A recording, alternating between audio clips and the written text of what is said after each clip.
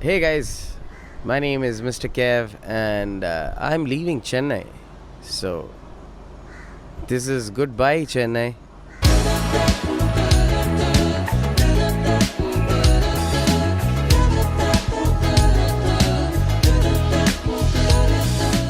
Before I left, I wanted to talk about a few things. Don't take this the wrong way. There are a lot of things that are going to just sound raw and straight. I wanted to speak up about certain things. Since these are things that I've learned, I would, of course, want to part my knowledge to other people who are just starting off so that you guys fare better. Let's get started. I have three main things to talk about. Number one would be the gigging scene. If you are an artist, the gigging scene would be relegated to bars, pubs. These are the ones that pay you, or hotels, or private parties, private gigs. If you get those gigs, you're lucky. There are gigs that don't pay, and that's optional. If you wish to perform there, you can perform there. And there are open mics. Open mics are where you pay a certain amount to go and perform to showcase your work across to a few other artists. Ideally, it would be for testing out your material, testing out what works in a song. If you're writing a new song, you would be able to identify what works and what does not through that process. And that's exactly what open mics do. And after a certain point, open mics don't necessarily add any value to you as an artist. It's probably just that particular circle that it works. Now, if you've covered the local open mic scene quite a bit, there is nothing more to cover. You're done.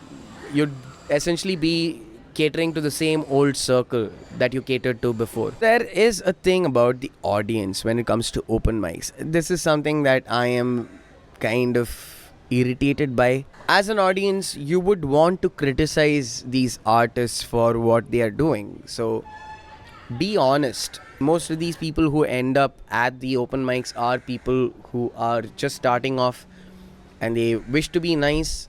So the chances of you actually getting a clear picture or an understanding of how well your work plays or how well your songs work is a question mark. Now, for these pub gigs and your hotel gigs, these are gigs that pay anywhere between 4,000 to 10,000 to 15,000 as a solo artist with bands. Go anywhere between 20, 25 to about 50 for starting off. Here's where the thing that I'm pissed off about comes into play. Now, I'm an artist who plays multiple languages. I sing in Tamil, I sing in Hindi, I sing in English.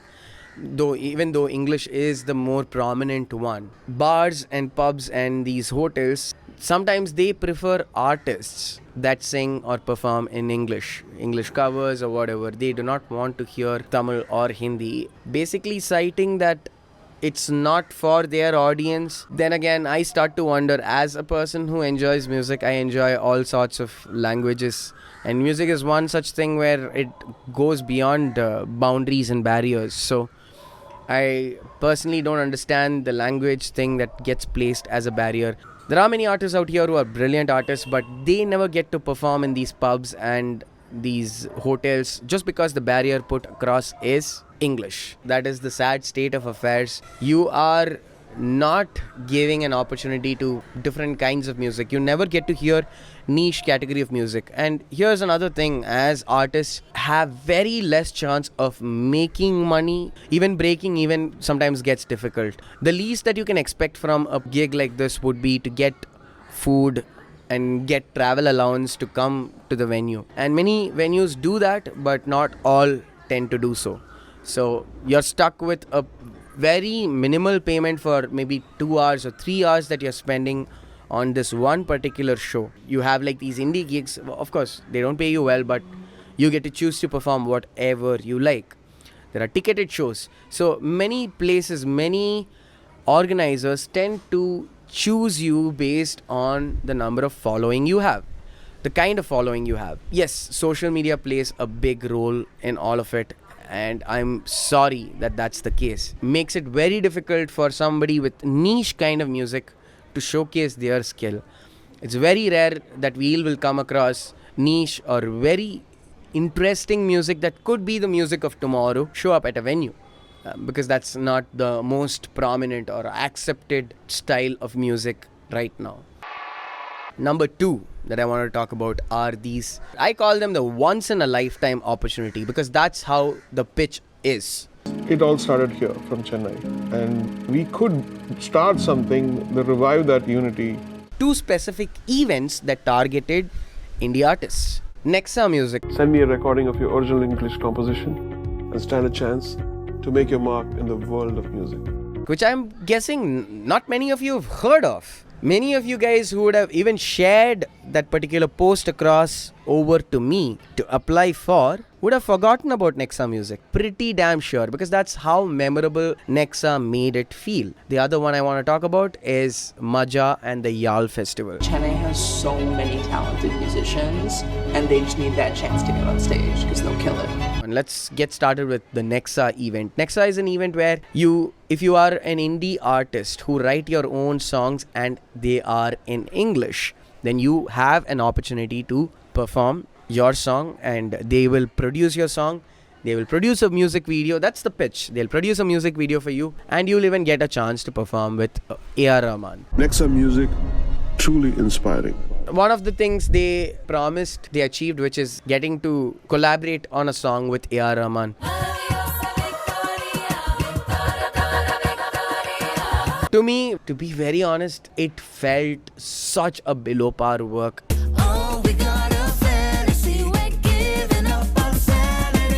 From my perspective, personal opinion over here, any one of those musicians would have done a better job if they had done another solo piece work and they had involved A. Rahman sir on the project. Now with Nexa, they had this whole thing of producing a music video. What they did was a very simple thing. They put up a stage. They lit the stage up well, got one musician after the other, got them to play and recorded the video, recorded the music, enhanced and processed the music, put it out as a video. You know what? All of the videos look the same to me.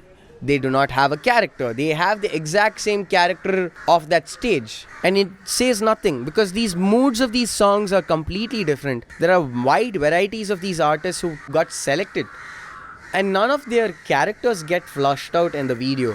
Hey man, if you are an indie artist, if you have music like that, please come to me, because I might put more effort in getting a video output done to suit your work than what Nexa has done. Nexa has just thrown money onto the stage and said, yeah, now let's do it. Apparently they're coming out with Nexa season 2. It is disappointing for all these musicians because they are really, really brilliant musicians. And from the whispers across the rooms, what I hear is that they have very horrible contracts. Whatever contract they had to sign, it's almost equivalent to selling their soul. You don't own the rights to the song. That's all those years of developing that song. All goes into their hands. Very unfortunate. That's not a good place to be in. So yeah, Nexa Music, I don't know what you guys are up to, but if your job is to push indie artists, well, you push them down. Many of you are like, what is this Nexa Music? Let me check them out. And when you go and check them out, there are so many views. And some of you might be wondering, how are these views so many? Because they promoted. There was a time when all I could see on YouTube ads were these Nexa ads. All of their performance, all of these artists' performances being promoted. That's how they get their views. I'm pretty sure you've come across the ad, but you've never bothered paying attention, because that's how boring it looks. Let's say a musician has to travel from here to Bombay to get those videos done, and to come back and to feel like you've achieved something, only to find that it's not really gotten you anywhere, is such a sad place to be. Very sad. I have not seen the audience growth happen for Nexa, neither for these people. Nexa Music, of course, they said indie artists, and a lot of people were like, yeah, wow, jizz in my pants. Jizz in my pants. Nexa is just using the musicians and getting the platform subscriber base.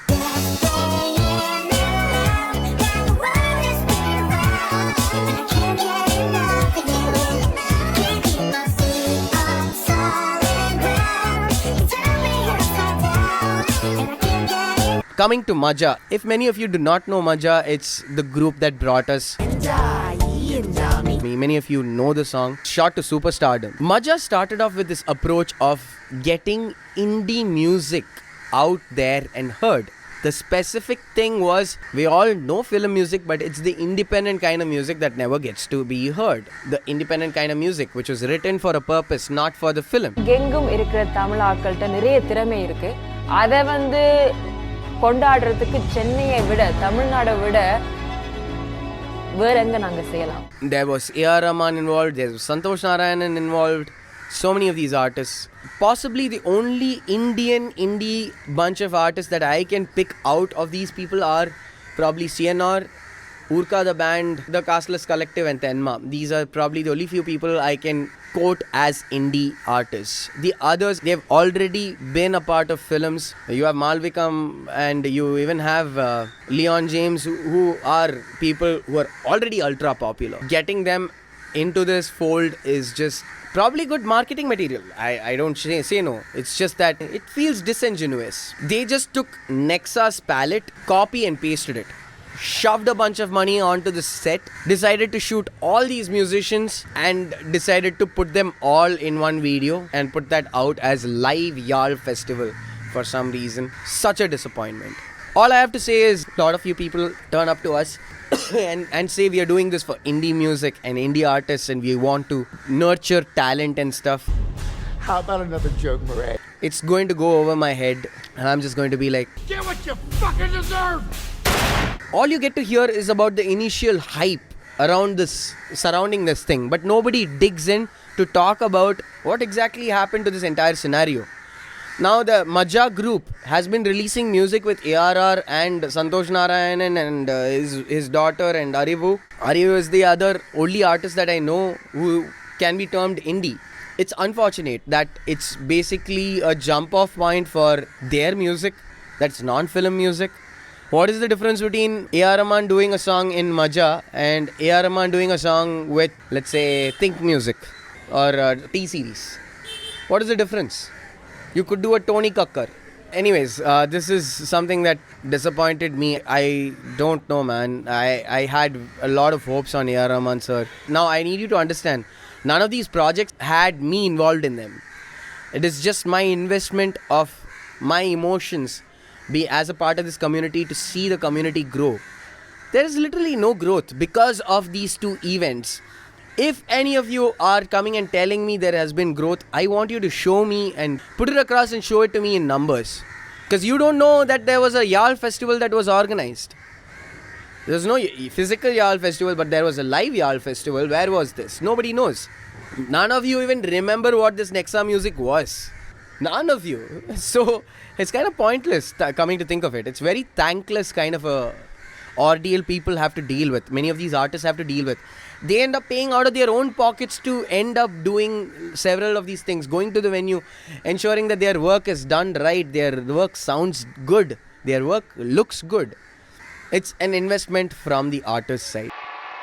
That brings us to the third and final point that I wanted to talk about. The indie music scene for people who don't get represented all that much. We need representation in terms of the language. Like, if you are someone who supports the indie scene by going and listening to artists, please take a chance on an artist whose language isn't something that's familiar to you or whose language you don't necessarily listen to. Because some of these indie musicians have world-class type of music. There is this conversation I've had to have around artists and how we tend to inspire. Why not educate younger kids from a difficult background and help them learn music? Where things fall apart would be giving them a hope. When we ourselves don't necessarily have a path for a clear success, at least maybe even 5% of musicians make a living through music. How can we expect someone to pick up an instrument who's from a very economically poor background? It's a sad state of affair. Music has always been elite. Music has always catered to the elite. And within that, today sometimes we see levels of elitism.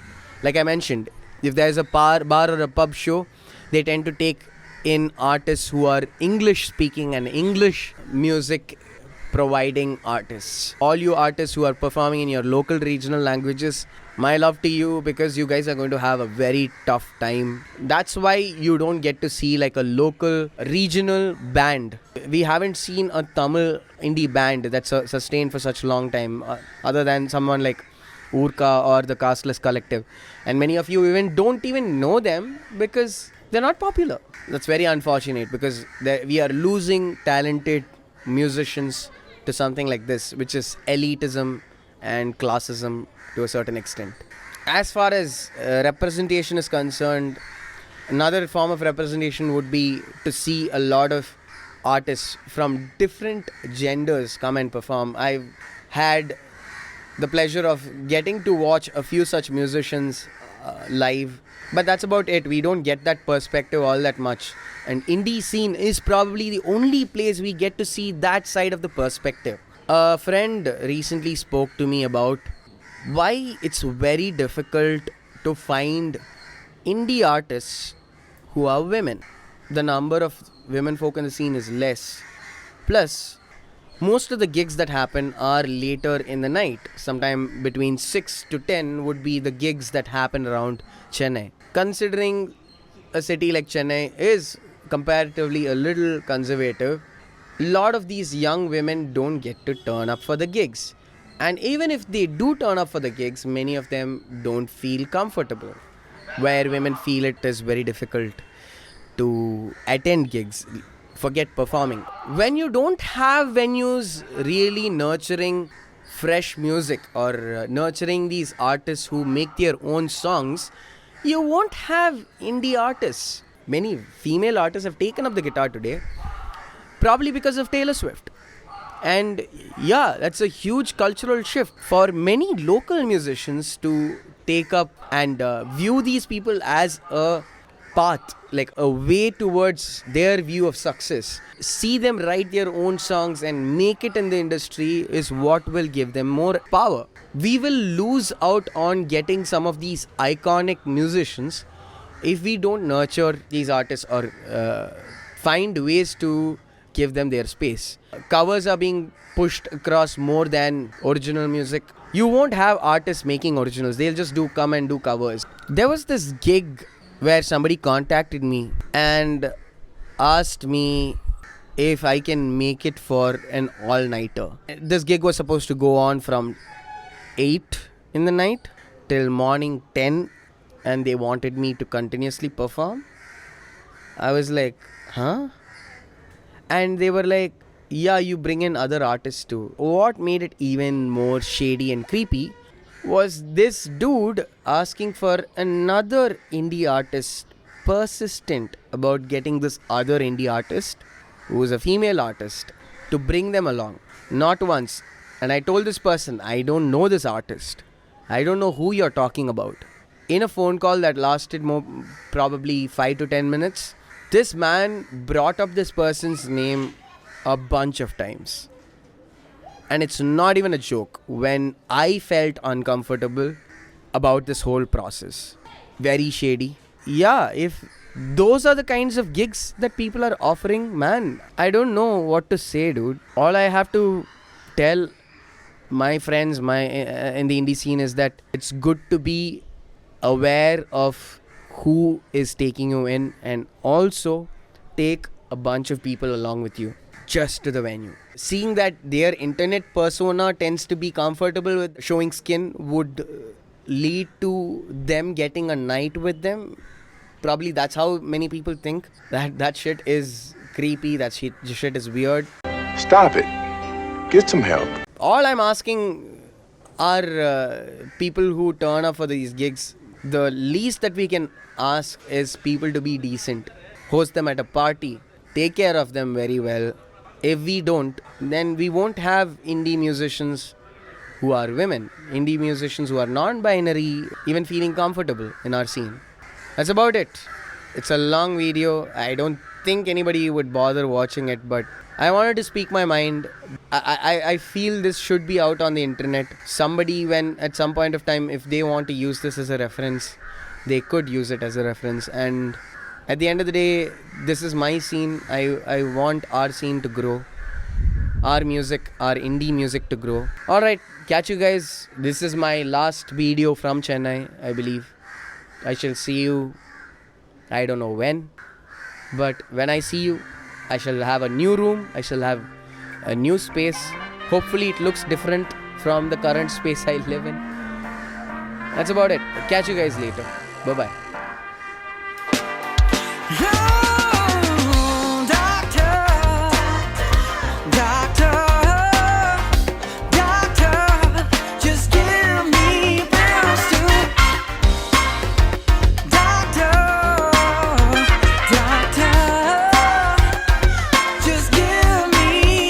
That's what it is.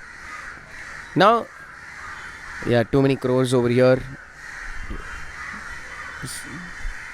Some kind of a chatter going on. Maybe they're selecting the next crow king over here. Crow king.